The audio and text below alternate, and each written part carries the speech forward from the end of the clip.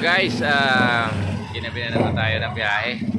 So, in-expect ko na makauwi tayo ng Manila by bago gumabi. So, hindi ko na-expect na sa Isabela tayo dadat na ng gabi.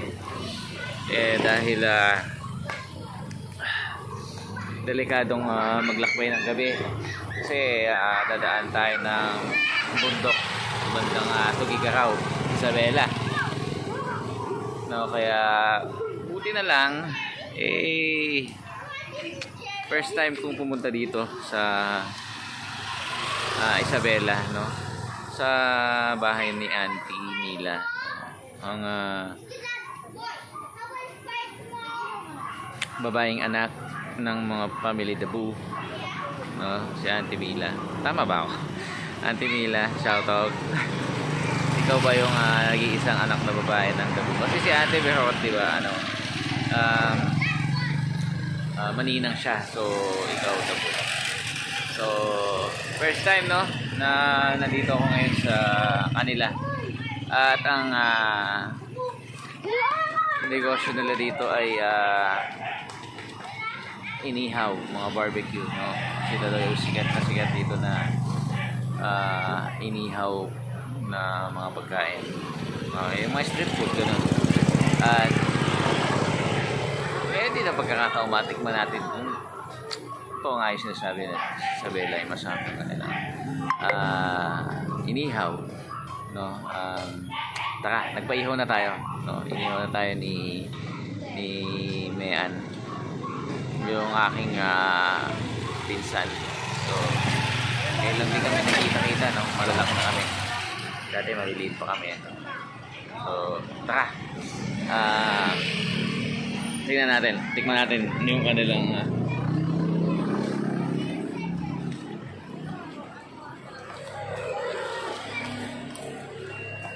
sige. Ano yun? Punta ka na?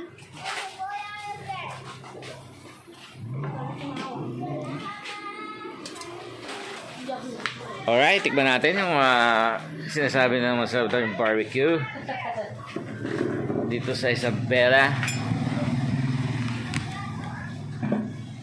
Actually 40 years old na ako, pero ngayon lang ako nakapunta na Isabela. Kay Auntie, no? Dati sila nakatira sa sa Pateros, no? Nung bata pa ako nun, iniiwan kami ni mama sa Pateros. Nung siguro mga grade 5 ako. Grade 5 pa lang ako nun, nag-iihaw na sila. Bangus, mga ganito. Kaya maliliit pa sila, yung dalawang magkapatid. Hanggang ngayon, barbecue pa rin yung kanilang negosyo. At meron tayo ditong sample. Eto, the moment of truth. Bagong ihaw. Siyang ano nga pala? Ito yung pinaka. Iglesia ka ba ba? Ayan? Balitlog ka na, gugunawin naman to. Ano nabasa na yung papel? Nabasa na yung papel.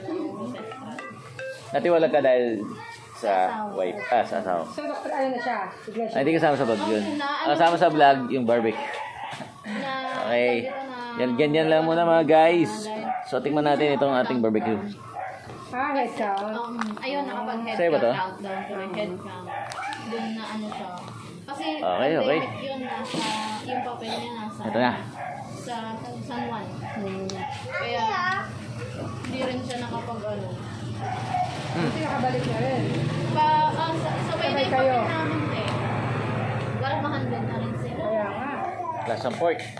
Ito, pagkatapos siya mapalit, ilang buwan lang, hindi, una pala bautismo ko. Tapos nabalik siya.